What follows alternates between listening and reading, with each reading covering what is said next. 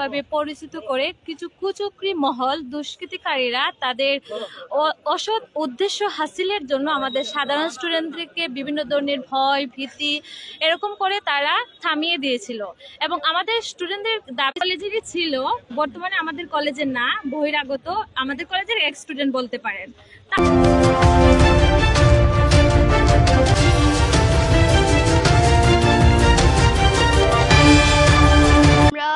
এর আগে যখন আন্দোলন করেছিলাম তখন কলেজ সংস্কারের জন্য করছিলাম, কিন্তু আমরা জানতাম না যে ওইখানে প্রিন্সিপাল ম্যামের পদত্যাগ থাকবে। তো এটা না জানার কারণে আমরা ওই আন্দোলনে চলে গেছিলাম। কিন্তু আপাতত এখন আমরা আসছি যে আমরা তো তখন ভুল করে ওই আন্দোলনে চলে গেছিলাম, এখন আমরা আসছি যাতে ম্যাডামের কাছে ক্ষমা চাইবো এবং আমাদের নাজমুল স্যারের কাছে আমরা এই দাবি নিয়ে আসছি যাতে প্রিন্সিপাল ম্যাডামকে আমরা আবার স্বপদে বহাল রাখতে পারি, সসম্মানের সাথে। উনি যাতে আবার আমাদের কলেজে ফিরে আসেন। আমাদের সুনামকে বিনষ্ট করার জন্য করেছিল। আমাদের নর্থ ইস্ট নার্সিং কলেজ যেহেতু দেশে বিদেশে সুনামের সহিত সম্মান অর্জন করে আসছে, ডে বাই ডে এটা আরো মানে উপরে উঠতেছে এবং আপনারা শুনে অনেক খুশি হবেন যে আমাদের নর্থ ইস্ট নার্সিং কলেজ কিন্তু বর্তমানে অ্যাক্রিডিটেশনের ধার প্রান্তে। অ্যাক্রিডিটেশন মানে হলো আমাদের নর্থ ইস্ট নার্সিং কলেজ থেকে যেসব স্টুডেন্টরা তাদের একদম ফুল কোর্স কমপ্লিট করে যাবে, তাদের মূল সনদপত্রগুলো বাহিরের দেশেও স্বীকৃতি পাবে। এটা বিরাট একটা পাওয়া। তারা দেশে বিদেশে সম্মানের সহিত চাকরি করতে পারবে এবং আমাদের অনেক স্টুডেন্ট আছে দেশে বিদেশে এখনো অনেক চাকরিরত আছে বা উন্নত শিক্ষার জন্য আছে। সরিয়ে দেয় তাহলেই উন্নয়ন বিনষ্ট হয়ে যাবে, কারণ ম্যাডাম ছাড়া আমাদের 7টা কোর্স চলমান রাখা অসম্ভব। সম্পূর্ণভাবে 7টা কোর্স চলমান রাখা অসম্ভব। আমাদের কিন্তু এমএসসি নার্সিং আছে, পোস্ট বেসিক বিএসসি আছে, পোস্ট বেসিক বিএসসি মিডওয়াইফারি আছে। এই যে এতগুলা কোর্স আমাদের, এইগুলা ম্যাডাম ছাড়া অসম্পূর্ণ, কারণ ম্যাডাম একজন উজ্জ্বল নক্ষত্র। ম্যাডাম নার্সিং এর সুপারস্টার।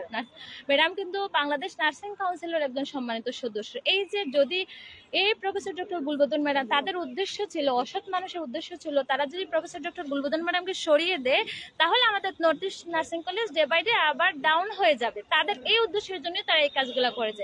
আমাদের সাধারণ স্টুডেন্টদের সাথে তারা অনেক ধরনের হুমকি দামকি দিয়ে তাদেরকে থামিয়ে দিয়েছিল এবং আপনারা দেখবেন, হ্যাঁ, সবগুলো প্রমাণ আছে এবং আপনারা দেখবেন অনেকে স্লোগান দিয়েছে, আমরা তাদের চিনি না। অনেকে ফোন করে বলতেছে কি, এরা তো আমার কলেজে, অনেক অন্যান্য নার্সিং কলেজ থেকে এসে আমাদের মানে কলেজে এসে স্লোগান। শুনেন, মানুষের যদি ন্যূনতম মনুষ্যত্ব না থাকে, এই যে দুষ্কৃতিকারীদের কোনো মনুষ্যত্ব ছিল না বিধায় তারা এত বড় একজন ব্যক্তিত্বকে এভাবে অসম্মান করেছে।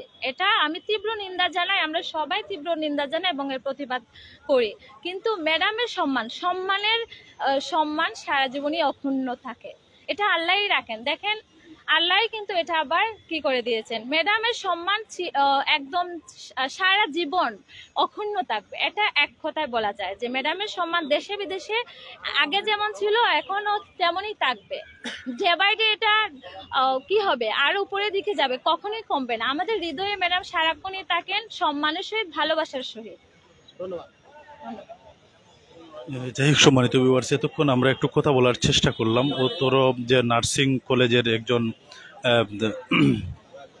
টিচার, ওনার সাথে আমরা একটু কথা বলার চেষ্টা। এই মুহূর্তে আমরা দেখতে পাচ্ছি যে তারা তাদের আন্দোলন চালিয়ে যাচ্ছেন, শান্তিপূর্ণভাবে তারা মানববন্ধন করছেন। যাই হোক, আমরা এই মুহূর্তে সরাসরি যুক্ত হয়েছি সিলেটের দক্ষিণ সুরমা নর্থ ইস্ট যে মেডিকেল কলেজ ক্যাম্পাস রয়েছে, নার্সিং ক্যাম্পাস রয়েছে, সেই নার্সিং ক্যাম্পাস থেকে এই মুহূর্তে সরাসরি যুক্ত হয়েছি।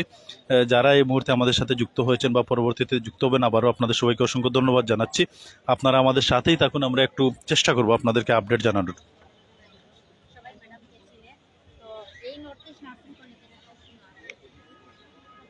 আমি Sharfuddin Zaman, nursing instructor, North east nursing college.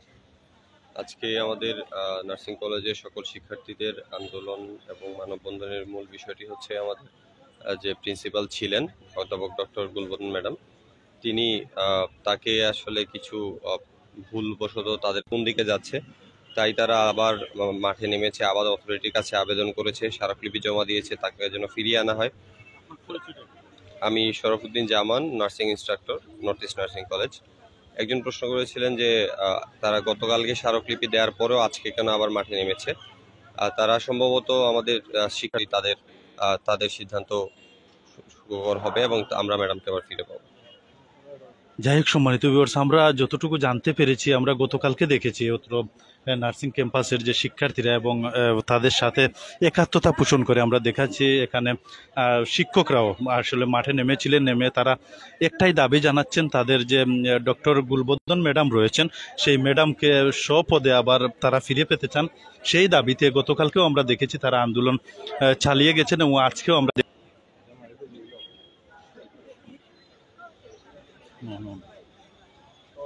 আমাদের বিগত আমরা জানি যে বিগত যে 5 আগস্টের পরে দেশের মধ্যে যে একটা অস্থিতিশীল অবস্থা শুরু হয়েছে শেখ হাসিনা সরকার পরিবর্তন হওয়ার পরে, তো ওই সময় আমরা আমাদের কলেজ সংস্কারের দাবি নিয়ে আমরা করে দেয়, যার কারণে আমরা ওই সময় আন্দোলনের ফ্লোতে আমার সাধারণ শিক্ষার্থী যারা আছে তারা বুঝতে পারে নাই, তারা ওই বিভ্রান্তির মধ্যে পইরা তারা ওই সময় ওই সিনিয়র ভাইরা যে দিক নির্দেশনা দিছে তারা ওইটা মেনে নিছে। পরবর্তীতে যখন আস্তে আস্তে আমাদের 1 মাস কলেজ বন্ধ ছিল, আমাদের এই principal madam Ayesha principal ma'am বা আমাদের অথরিটির কাছে তাদের ভুল স্বীকার করছে। তারা অথরিটির কাছে বলছে যে এখন যে কোনো উপায়ে প্রিন্সিপাল ম্যামকে কলেজে ফিরিয়ে এনে কলেজের শিক্ষার যে আগের যে শান্ত পরিবেশ ছিল ওইটা আবার যাতে অব্যাহত থাকে। আচ্ছা, আপনারা কি এই বিষয়ে আসবেন না তো এটা হচ্ছে ওনাদের ব্যাপার, কিন্তু আমরা যে সাধারণ শিক্ষার্থীরা আছি আমরা প্রিন্সিপাল ম্যাম না আসা পর্যন্ত আমাদের আন্দোলন অব্যাহত থাকে। আমি একটা কথা বলি, এই সম্মানিত ভিউয়ার্স, আমরা আরেকটু কথা বলার চেষ্টা করব। এখানে গতকালকে আমরা দেখেছি, আচ্ছা তাই মাতুকা, গতকালকে আমরা দেখেছি এখানে তারা আন্দোলনে জড়ো হয়েছেন। আমরা ম্যামের কাছে ক্ষমা চাইছি, ম্যাম যেন আমাদের ক্যাম্পাসে ফিরে আসেন, আমাদের মাঝে ফিরে আসেন। যাই হোক সম্মানিত ভিউয়ার্স, আমরা আরেকটু কথা বলবো। এখানে অনেক শিক্ষার্থীরা রয়েছেন, ওনাদের সাথে আমরা কথা বলার চেষ্টা করব এবং আপনাদেরকে আপডেট জানিয়ে দেওয়ার চেষ্টা করব। আচ্ছা, আপনার সাথে একটু কথা বলি।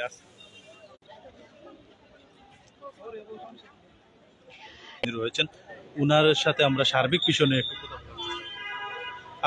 আমরা আপনার সাথে একটু কথা বলার চেষ্টা করব। আমরা দেখেছি গতকালকেও আপনারা শান্তিপূর্ণভাবে আন্দোলন করেছেন এবং আপনাদের যে দাবি, আপনাদের গুলবদন ম্যাডামকে স্বপদে ফিরে পাওয়ার দাবিতে মূলত আপনারা আন্দোলন করছেন।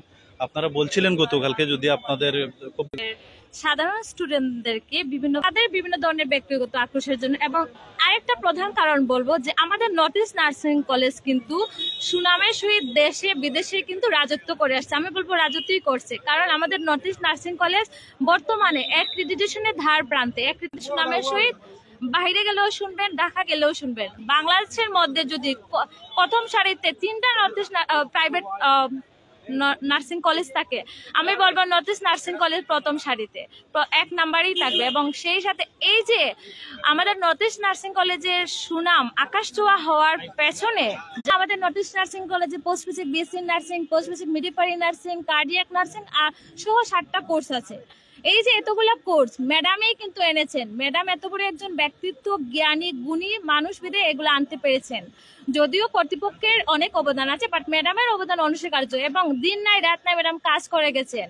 আপনারা আমাদের অফিস টাইম কিন্তু কি 2:30 বা 4টা 5টা বন্ধ থাকে, কিন্তু 11টা পর্যন্ত রাতে ম্যাডাম কলেজে কাজ করেছেন। এই যে তারা চেয়েছিল আমাদের কলেজের সুনাম অক্ষুণ্ণ করে দিবে, কিন্তু তারা পারবে না, কারণ আমাদের নর্থ ইস্টে এসে বড় বড় জায়গায় আছে এবং বিদেশেও তারা আমেরিকা বলেন, লন্ডন বলেন, কানাডা বলেন, বিভিন্ন দেশে আমাদের নর্থ ইস্ট নার্সিং কলেজ স্টুডেন্টরা বিভিন্ন দেশের ইন্টারন্যাশনাল হসপিটালগুলোতে কাজ করতেছে। তো এই যে এখন যে আমাদের বর্তমানে যে রানিং স্টুডেন্টগুলো আছে, সাধারণ স্টুডেন্টরা, এদেরকে তারা চাইছিল এদের উজ্জ্বল ভবিষ্যতের কাছে ক্ষমা চেয়েছি।